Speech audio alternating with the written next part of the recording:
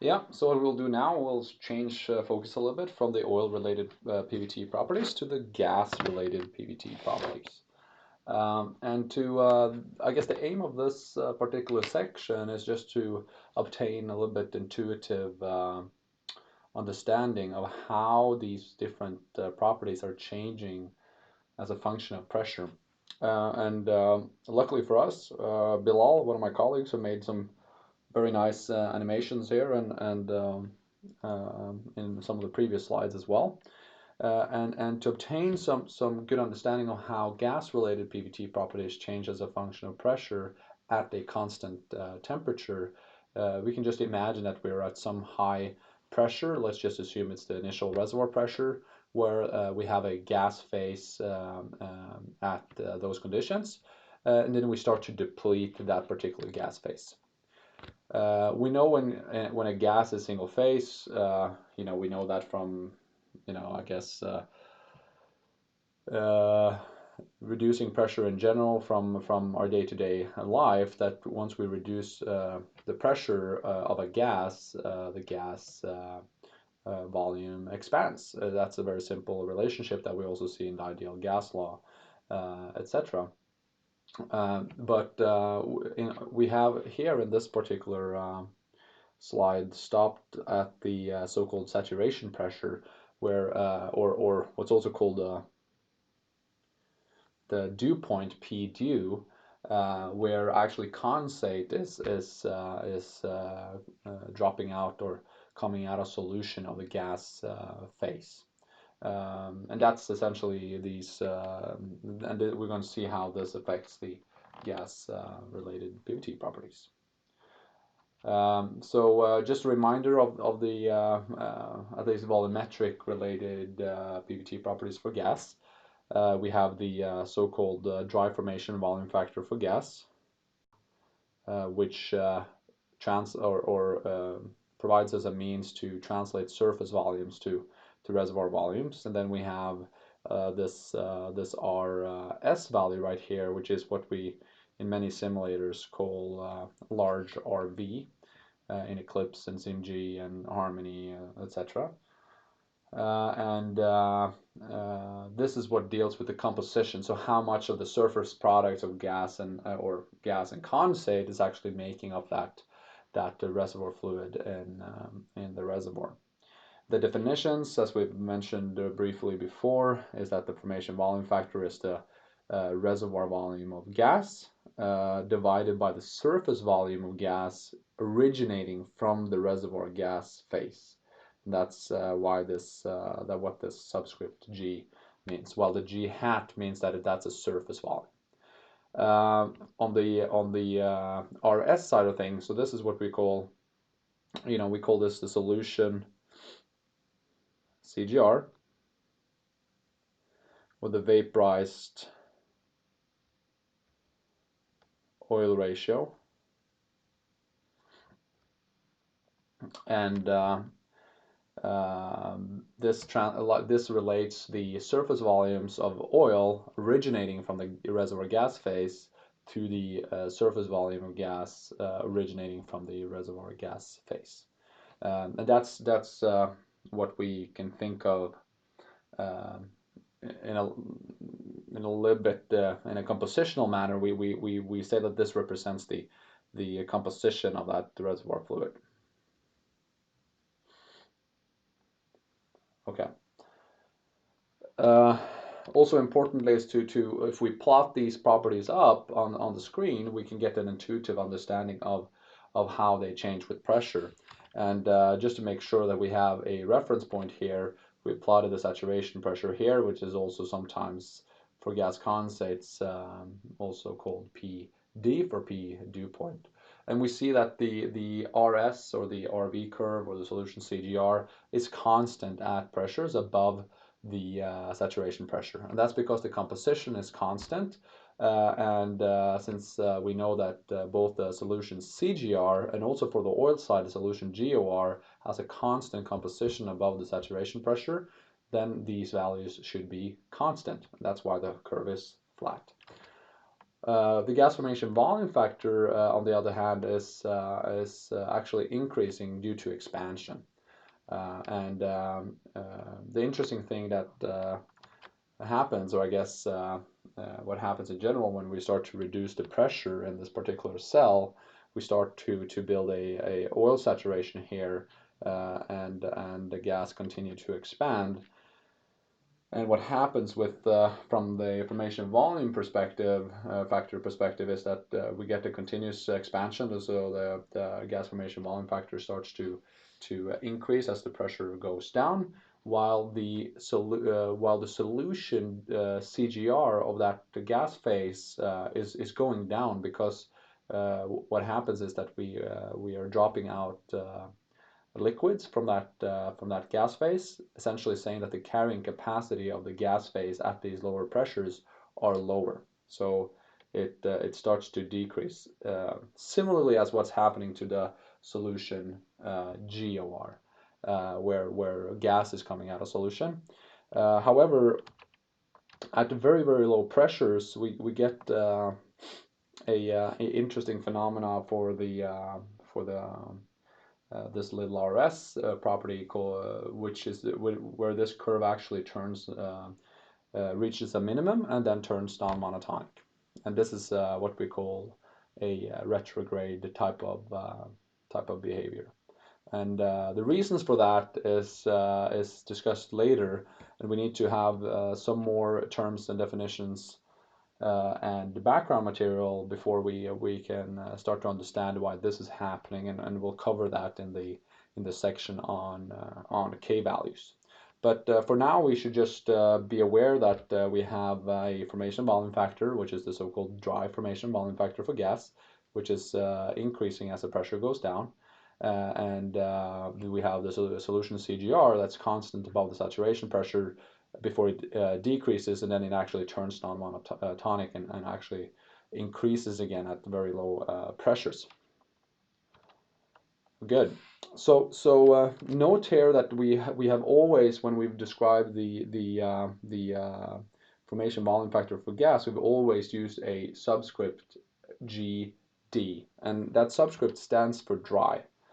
And that has to do with that the traditional way of thinking about the formation volume factor for a gas back in the days was that all the surface gas in the reservoir would remain a gas phase at surface. But we learned over the past 50 years that that's a bad assumption, because a lot of the reservoir gases that we're producing from, especially from volatile oils, from near critical fluids, from gas condensates, etc., can have substantial amounts of condensate in solution.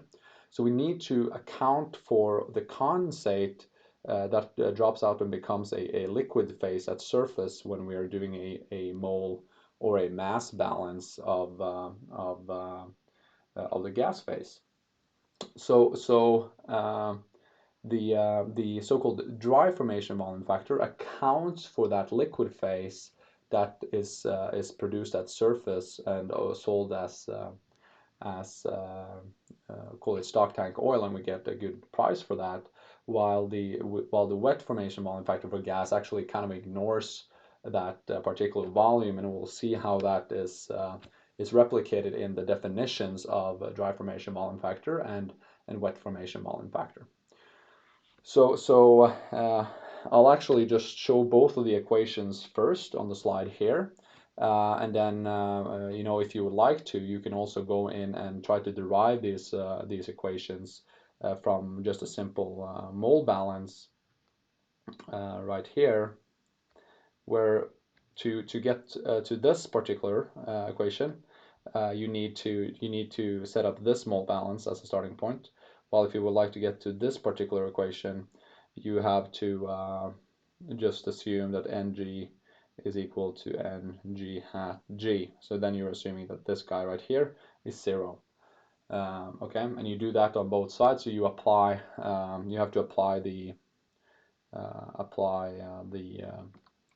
real gas law for the gas phases, and then you just apply a very simple mole to mass conversion, and then again to volumetrics for the liquid. So we know that molecular weight is grams per mole, which gives us moles is equal to mass over molecular weight. And we know that mass is equal to, or we know that density is equal to mass over volume, such that we get density and the volume over molecular weight, and we plug this into this guy right here. So if you do the math, I'll promise you'll get to these two different equations. Very nice exercise to do, and if you would like to get a video on that, I can provide that upon request. The important thing, however, is to acknowledge the differences between the two, and what we can see from just analyzing these different formulas is that actually the BGD definition is equal to the BGW times 1 over FG hat G. And this G hat G term is actually accounting for that that volume that is transforming into liquid at surface. So what's also nice about this is that if we have a case where you know, condensate at surface is not important, let's say for a dry gas, this entire term will just naturally be either 1 or very close to 1, and these definitions are essentially the same. But for cases where it is important, this value FG hat G can actually be probably, you know, up to 80, you know, 0.85. And in general, we say that you know, this particular value is between 0.85 to probably 1. So if it's 0.85, you will see that you know, actually accounting for that condensate becomes very important. So that's kind of a typical range for those values. And you see from this formula down here that this is the definition for the wet formation volume factor, which is exactly the same as this thing right here, which leads us to this. So in general, what we should remember when it comes to dry versus wet formation volume factor for gas is that dry formation volume factor for gas, that's the correct one.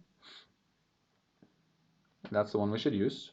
While the wet formation volume factor for gas is the wrong formation volume factor in a generic sense to use. So don't use this. Use this definition up here.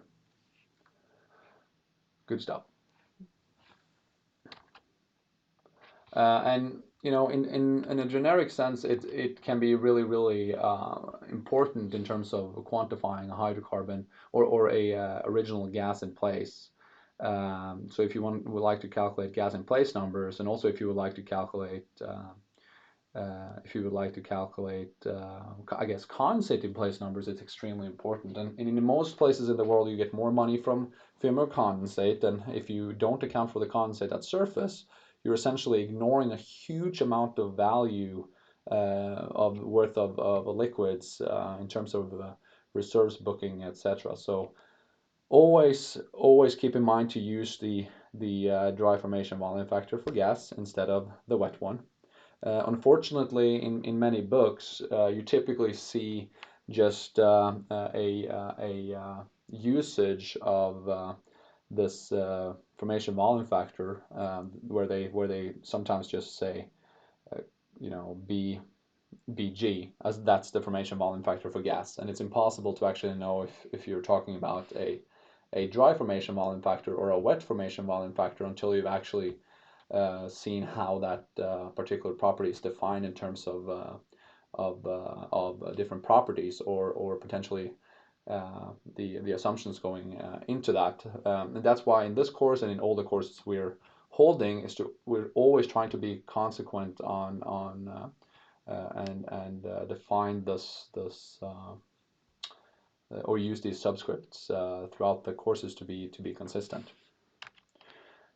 As mentioned, probably earlier, it's an okay assumption for dry gases. These two things will essentially be the same, because then the amount of moles that translates into condensate at surface is by definition zero, because it's a dry gas reservoir.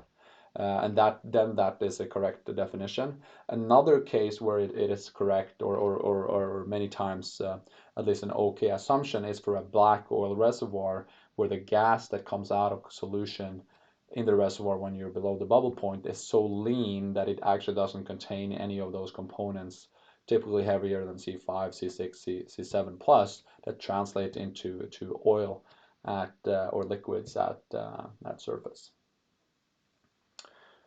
Good stuff. The last thing I'll mention just quickly here, it's beyond the scope of this particular course, but we have an own module on black oil PVT tables and black oil PVT generation, which is like bread and butter for a lot of reservoir engineers. We have a great module on that also in Wheatstone PVT, our flagship software product. And on a little bit generic basis, there are three different ways to create black oil PVT properties for a wide range of different pressures and create black oil tables for simulation. The first one is to use correlations, and there's a wide range of correlations given in this SBE phase behavior monograph by Whitson and Brule. And the thing to note there, however, is like the standing correlation. And these correlations that is given there, there's a bunch of them. They're typically valid only for low GOR fluids. So if you're dealing with in situ GORs that are less than or higher than 1,000 scuffs per barrel, you should use other means, which is essentially the recommended way of creating black hole tables, which is to use an equation of state model to create the table. The other alternative is to use PVT data from a PVT report directly. We're not covering PVT reports in this course, but you can take that data in some cases where you have low GORs and use some conversion correlations and methodologies to convert that to a separator, specific separator train. Sometimes that's actually done by the labs for you, so you don't have to do it. But this is also a thing worth noting, that this is probably valid up until a GUR of 1,500 scuffs per barrel. If you're beyond that, you should be careful of using this particular process as well. The most recommended practice, as is mentioned by the slide here, is to use an equation of state model, which will be at least introduced later, but we'll not go into the details of equations of state. But in general, that's what we discuss on day 5 of the advanced course. However, in this course, we'll just give a quick introduction, and I'll refer you to the advanced black oil table course that we have online on Whitson Academy. Excellent. So now we will switch gears and do a couple of exercises.